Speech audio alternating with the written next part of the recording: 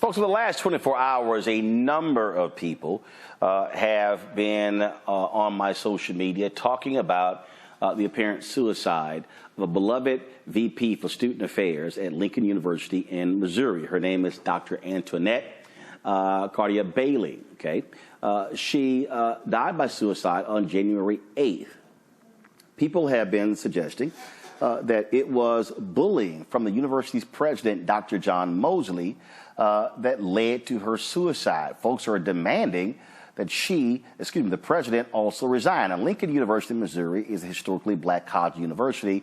It is now a predominantly white institution. Today, the Lincoln University Board of Curators announced Dr. Moseley volunteered to be placed on paid administrative leave while a third party reviews the school's personnel processes. According to those close to Dr. Bailey, she was subjected to a toxic work environment, enduring alleged bullying and harassment from President Moseley and other university officials. Despite her numerous attempts to seek support and address the issue, Dr. Bailey was allegedly left unsupported and disregarded. She penned a letter on the day she died, detailing the bullying she faced after disclosing her mental illness to university officials.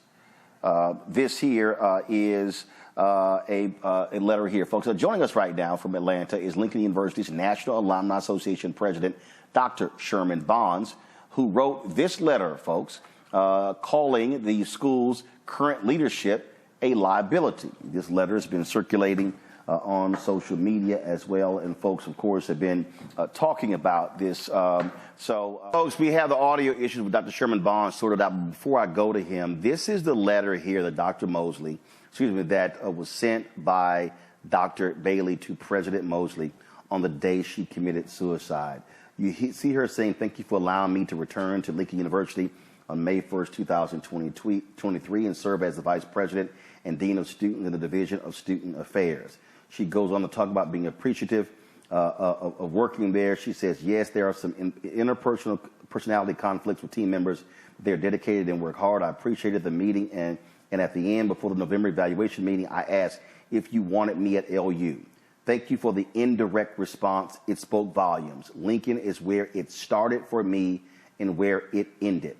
I'm expressing my sincere thoughts in this letter. She addresses and speaks about a number of her sorority sisters. She was an AKA in here as well. She goes on and talks about she receiving a 36 out of a 100 score on her evaluation on November 15th.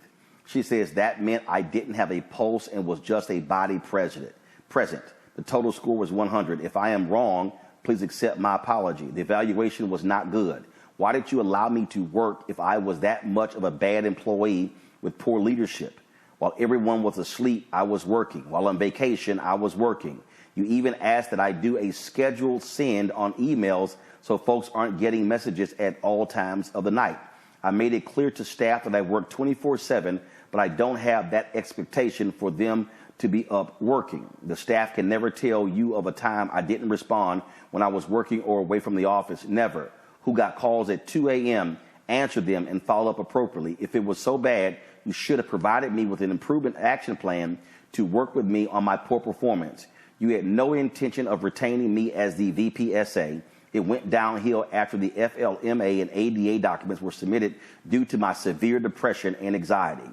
She's I requested to be removed under your leadership and from PAC, and this was causing significant attacks. This is all documented and sent. She says, you intentionally harassed and bullied me and got satisfaction from sitting back to determine how you would ensure I failed as an employee and proud alumna. How can you have an employee who ranks 36 out of 100 without a plan to help them improve? Well, you allowed me to do your dirty work and clean house in student affairs. Everyone you had significant concerns about within student affairs and discussed when I started is no longer with the university. She then goes on by saying you're avoiding this concern and thriving off the chaos. As an incoming president, you were required to receive leadership coaching, which you complained about meeting with Joe. Coaching is needed. Then she went on and talked about a number of other meetings. She talked about this PAC meeting. She said, you never had a discussion with me about some of the concerns. I even asked for the specifics during the meeting, which you struggled to provide and promised me to give specifics. When you offered needed clarity on how it related to the evaluation, I questioned. She said, what you offered needed clarity on how it related to the evaluation. I questioned, and you made it clear you weren't changing anything. It seemed you just pulled things out of the air. She talked about him failing to respond to issues as well. And she goes on and on and on, details an email that she received as well, talking about the mental health issues. She says, you were made aware of my mental health by email before I sent the email to the BOC, the Board of Curators. You scheduled a meeting on 10/26. Your demeanor was that of rushing. You stood the entire meeting, and you appeared heartless. She then says, be kind and watch how you talk to people. People have feelings, and your words hurt. I observe you don't like it. I observe you don't like it when people do this to you. I mentioned this to you, and you said, Bonnie, you do the same thing. I acknowledge I was direct and tried to make changes in my delivery. Take ownership and don't get defensive when people try to provide feedback. She says Student Affairs Administration is a revolving door. She went on and talked about, please reconsider your management style. You're the first president I've ever seen, and I've worked and graduated from some influential R1 institutions, to have his hands in everything. I mean everything. Now, for areas you don't know much about, it is known you stay out of the way. It boils down to your lack of trust, insecurities, and control. How can you be concerned with trusting others when you can't be trusted? She talked about working with other presidents and how they operated. She said, we spend so much on attorney fees. Kathy needed to provide better legal guidance regarding me in 2 situations. She accused him of being micromanager. You see all of this. She said, stop bullying and beating Pac up in front of others. What I've learned, you put April and Jeff in uncomfortable positions in front of others. And she goes on detailing. You see folks here, boldface, underline, highlighting all of these different things. She talked about evaluations. Again, his failure to operate as a leader. This, folks, this is literally what she sent the day she took her life. All of this is what was actually sent to the president. I'm going to get down to the bottom of this issue. And then she goes, my soul must be clear. Shonda is genuinely dedicated and hard working for the division. I like her as a person and professional. Shonda was concerned about her job being in jeopardy. I would never recommend her termination. My soul didn't sit well with the grievances she completed on student affairs staff and the delayed time of reporting both instances on the same day. HR asked if I witnessed Marnita hitting Shonda at your holiday party. I explained I didn't. I don't believe in my spirit that Marnita hit Shonda. I can't see Shonda not confronting the situation on the spot. Folks, she's going on and on detailing this, telling him get to know alumni and alumni. She says many can see through you and your motivation. She said I was warned during my interview by Jeremy to make sure I stressed I didn't want your job because some alumni and alumni discussed me being president in the alumni group. I mean, my God, she just laid it out. Stop and listen to others. Stop defending. Humble yourself. Arrogance is not in your best interest. Have regularly scheduled meetings. Then she talked about you are constantly referencing Chancellor Martin. LU is not North Carolina A&T State University. Not even close. Chancellor Martin is an invested alumnus from A&T with vision, professionalism, and strategy, a relationship builder, respected throughout the country, and full of Aggie pride. He has the vision and the staff to retain and graduate students successfully. Lastly, he has the knowledge base, experience, confidence, and strong support from the alumni and alumnae to make A&T an illustrious university. She goes, lastly, mental health is real. I told the investigator I believed the information shared with me until my dying day. I sincerely shared with you about my illness. I was saddened to learn you shared and joked about my condition. While the investigation is closed, this situation has not been completed. My ADA request and mental health status were the real issues. You suppressed the disability with my inability to supervise and provide leadership. I learned a valuable lesson while in the position. Receipts are necessary. I didn't even include all the nuggets. However, all material is on an external hard drive and in my phone. I won't be around. However, I have faith that this once great institution can be great again, a place that my family and I once loved. Mom said the most challenging thing she ever had to do was leave me crying and looking out the fourth window in Dawson Hall. She never turned around to look at me. Mom made sure a brick was purchased in my name after I graduated. Mom wore her LU shirt to church proudly on college day in my honor. She's a proud alumni from SIUC and DePaul, but LU was forever in her heart. As a freshman, she even allowed me to put a LU bumper sticker on the back of her new car. After returning to work at the university, I immediately paid for another brick in my name and alumni dues. Returning to LU turned out to leave me severely bruised and broken. She says in here, she said, I cried my last tear this morning. I've had dark days, but I've never been this dark in my 25 years in the field. Student affairs was my love, and my love killed me.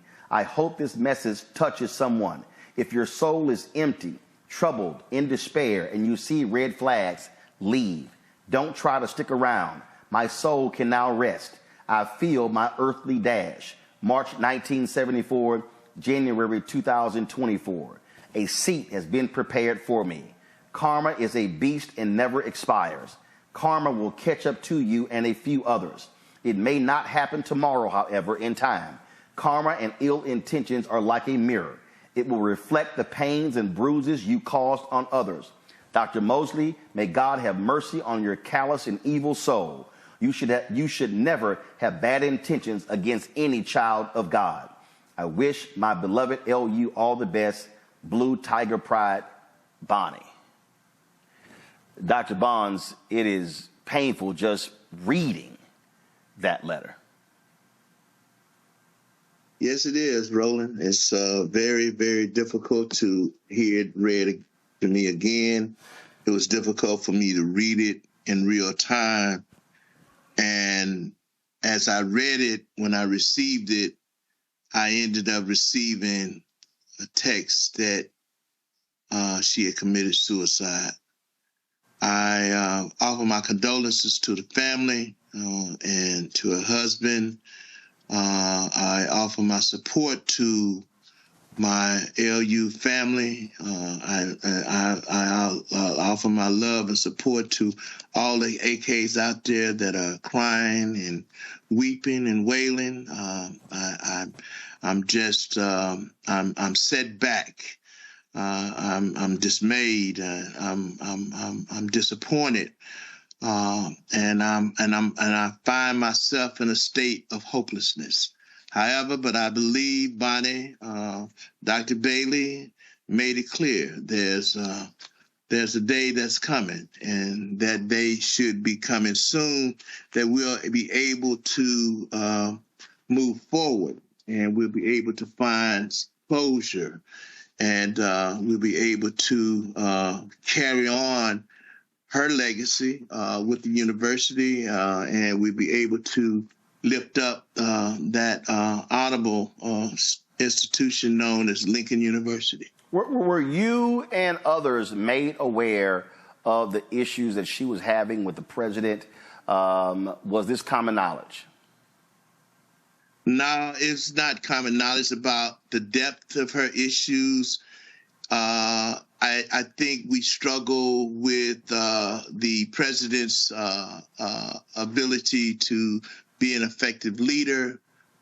We identified early on that he was a novice, parochial, pedestrian candidate that was given an opportunity to step into a seat. The board of curators implied and suggested that they would give him the tools that he would need. And unfortunately, as we wrote a year ago in our letter to give the board of curators our objective views of their decision, they used their autocratic position to claim that it was their entitlement to make the decision. And now we're here with this sad occasion. I call for redirection, I call for a resolution, and I call for the removal of Dr. Moseley from the office of president of Lincoln University.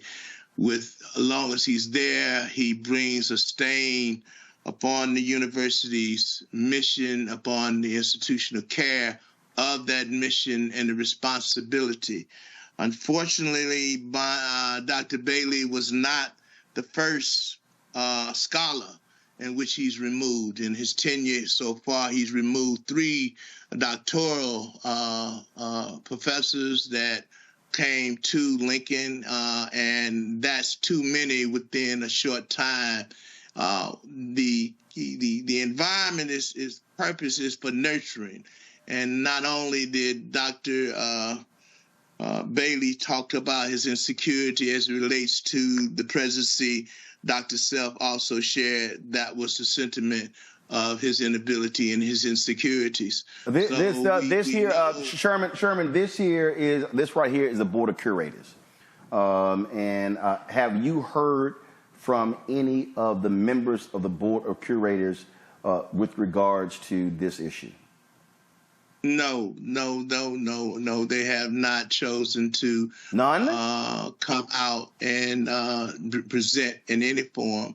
I think they will cower toward the position that this is a personnel matter, and they have no comment.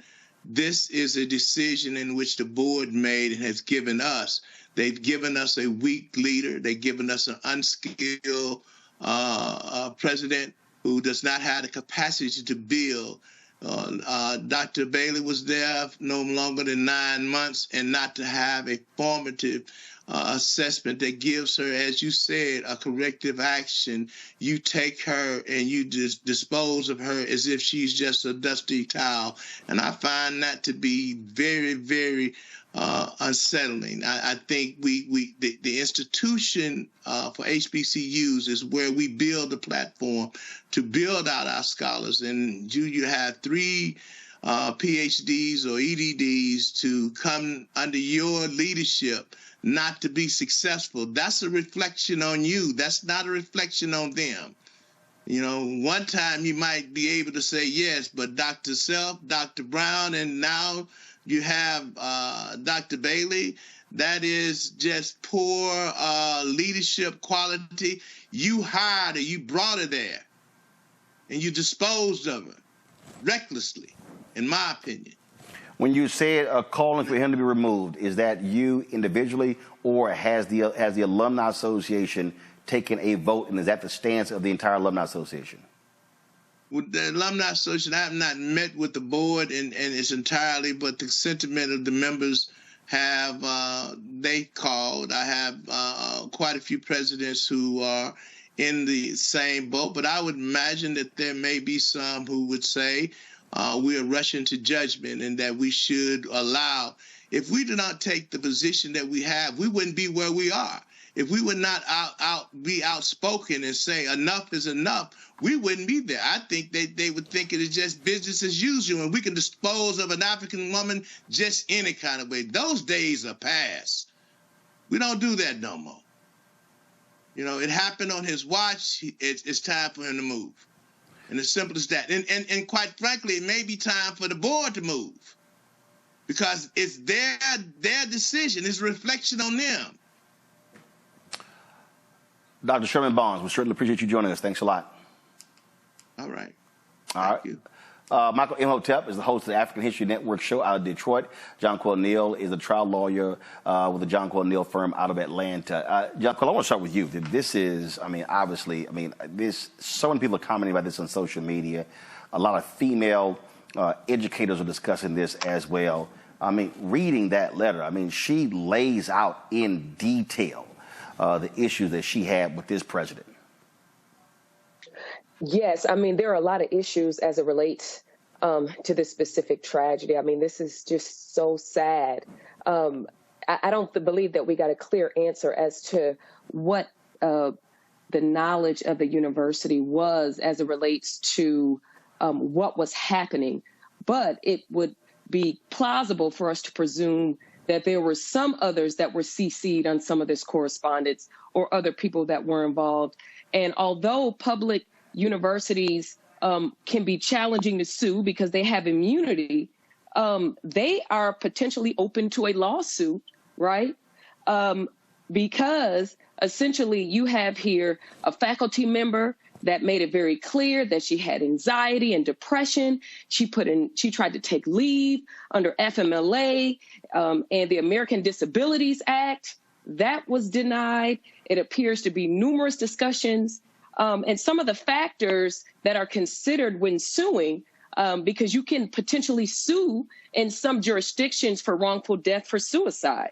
And what some of the factors that they look at or that would be relevant would be whether or not it would be his conduct, the negligent, reckless, or intentional behavior was a significant factor in her suicide, whether it could reasonably be foreseeable that his actions would cause her suicide, and whether or not that he knew that she had suicidal tendencies. And in that specific letter that she drafted, or email correspondence that she drafted, she talked about her soul being empty, and she made other references that that gives quite concern for her mental health. And so, you know, I think this is a tragic situation, but the institution is open to potential litigation. This here was a letter that they sent to her regarding the allegation of the president making fun of her condition to others. They sent this on December 8th, and they said that a thorough investigation took place and that they found that Dr. Moseley engaged, that they did not find that Dr. Moseley engaged in such actions, and instead found that you chose to believe what you had been told third hand by an unnamed employee. It was also determined you did not take the time to discuss your concerns with Dr. Moseley because you said you did not yet have the opportunity, but instead you sent them in an email to Dr. Moseley and the Board of Curators to, in your words, bring awareness to all parties. It says, in addition, the investigator determined that you have taken no responsibility for the poor work you have done since your arrival at the university, and you have set yourself against Dr. Moseley, believing he is the problem and that it is his responsibility to provide you with actionable items to make you feel better in your position as Vice President of Student Affairs, Dean of Students. If you have any questions, please let me know. This was from April Robinson, the Executive Director and Chief HR Officer. It is, as we said, Michael, the President has stepped down while they are investigating into this matter for placed on administrative leave. He's not resigned. Right. Yeah, well, you know, this whole incident is a real tragedy, regardless of what we find out in the investigation, once the investigation is completed.